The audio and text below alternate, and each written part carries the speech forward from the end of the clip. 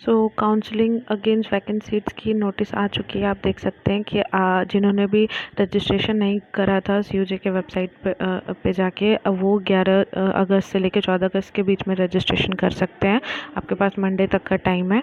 उसके बाद तो आप देख सकते हैं थर्ड पॉइंट में ये लिखा हुआ है कि जिन्होंने भी रजिस्ट्रेशन करा था पर वो काउंसलिंग के वक्त नहीं आ पाए थे और उनका नाम रजिस्टर्ड कैंडिडेट लिस्ट में है और वो फिर भी इंटरेस्टेड है एडमिशन के लिए, तो अगर उस कोर्स में सीट वैकेंट है तो आप फिर से आ सकते हैं। आपको बस गूगल फॉर्म भरना पड़ेगा। ये नहीं कि आप दोबारा से रजिस्ट्रेशन कीजिए, नहीं, बस आपको गूगल फॉर्म भरना पड़ेगा। गूगल फॉर्म का लिंक इसमें दिया हुआ है, मैं नीचे भी पिन कर दूँगी। उसके बाद फिर थर्ड पॉइंट में ये लिखा हुआ है कि जो भी डॉक्यूमेंट्स वेरिफिकेशन के लिए नहीं आ पाए थे, वही सेम चीज़ अगेन।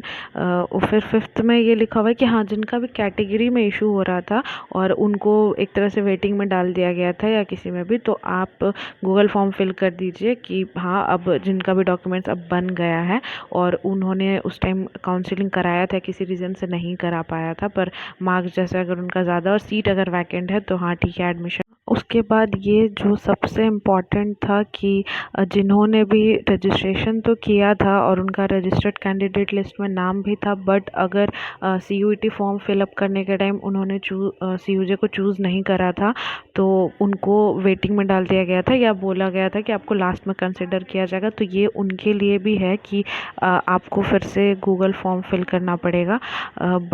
ये नहीं कि आप फिर से रजिस्ट्रेशन कीजिएगा, नहीं, गूगल फॉर्म का लिंक दिया हुआ है, मैं नीचे भी पिन कर दूंगी। तो ये है कि जिनको भी लग रहा था कि उन्होंने सीयूजे चूज़ नहीं करा है और पर रजिस्टर्ड लिस्ट में नेम है और उनको बोला गया है कि आपको लास्ट में कंसिडर किया जाएगा अगर सीट वैकेंट रहता है तो आप यहाँ पे इजीली गूगल फॉर्म फिल कर सकते हैं। तो ये मतलब एक बहुत अच्छा मौका है आप लोगों के लिए कि जिनको भी ये डाउट था और उनके मार्क्स अच्छे थे, मतलब फर्स्ट राउंड में ही उनको बुलाया गया था, तो आप ऐसा कर सकते हैं।